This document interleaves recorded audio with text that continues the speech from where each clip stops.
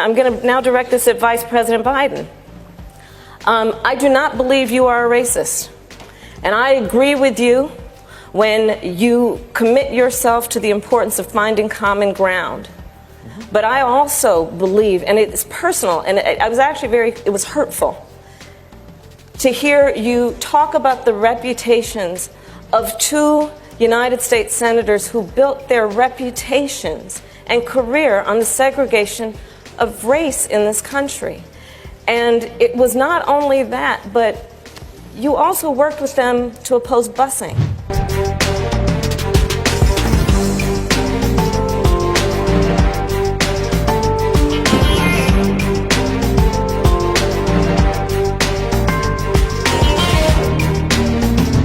And, you know, there was a little girl in California who was part of the second class to integrate her public schools.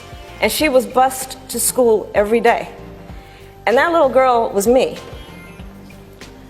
So I will tell you that on this subject, it cannot be an intellectual debate among Democrats. We have to take it seriously. We have to act swiftly. As Attorney General of California, I was very proud to put in place a requirement that all my special agents would wear body cameras and keep those cameras on. Senator Harris, thank you. Vice President Biden, you have been invoked. We are going to give you a chance to respond. Vice President Biden.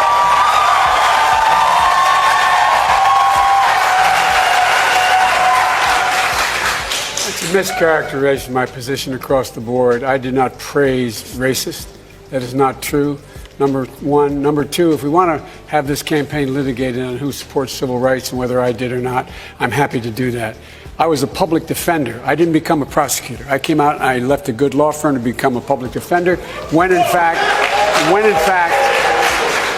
my city was in flames because of the assassination of Dr. King. Number one. Number two, as the Vice President of the United States, I work with a man who, in fact, we worked very hard to see to it we dealt with these issues in a major way. The fact is that in terms of busing, you would have been able to go to school the same exact way because it was a local decision made by your city council. That's fine. That's one of the things I argued for, that we should be breaking down these lines. But so the bottom line here is, look, everything I've done in my career, I ran because of civil rights. I continue to think we have to make fundamental changes in civil rights. And those civil rights, by the way, include not just only African Americans, but the LGBT community. But Vice President Biden, do you agree today that you were wrong to oppose busing in America then? No, do you agree? I did not oppose busing in America. What I opposed is busing ordered by the Department of Education.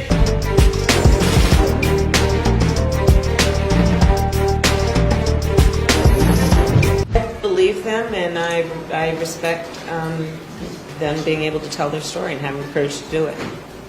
Do you believe that the Vice President should enter this race? Oh, he's going to have to make that decision for himself. I wouldn't tell him what to do.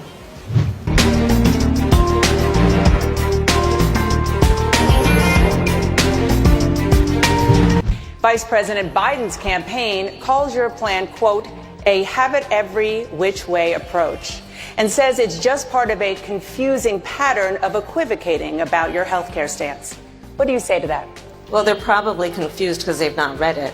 But the reality is that I have been spending time in this campaign listening to American families, listening to experts, listening to healthcare providers. And what I came away with is a very clear understanding that I needed to create a plan that was responsive to the needs of the American people. Senators had several plans so far. And anytime someone tells you you're going to get something good in 10 years, you should wonder why it takes 10 years. If you notice, there's no talk about the fact that the plan in 10 years will cost $3 trillion. You will lose your employer-based insurance. And in fact, you know, this is the single most important issue facing the public. And to be very blunt and to be very straightforward, you can't beat President Trump with double talk on this plan. Your response, Senator Harris? Absolutely. Unfortunately, Vice President Biden, you're just simply inaccurate in what you're describing. The reality is that our plan will bring health care to all Americans under a Medicare for All system. Our plan will allow people to start signing up on the first day. Babies will be born into our plan, and right now 4 million babies almost are born every day in America, or every year in America. Under our plan, we will ensure that everyone has access to health care. Your plan, by contrast, leaves out almost 10 million Americans. The plan, no matter how you cut it, costs $3 trillion when it is in fact employed. Number one, 10 years from now, after 2 terms of the senator being president, after her time. Secondly, it will require middle-class taxes to go up, not down. Thirdly, it will eliminate employer-based insurance. And fourthly, what happens in the meantime? The cost of doing nothing is far too expensive. Second, we are now paying $3 trillion a year for health care in America. Over the next 10 years, it's probably going to be $6 trillion.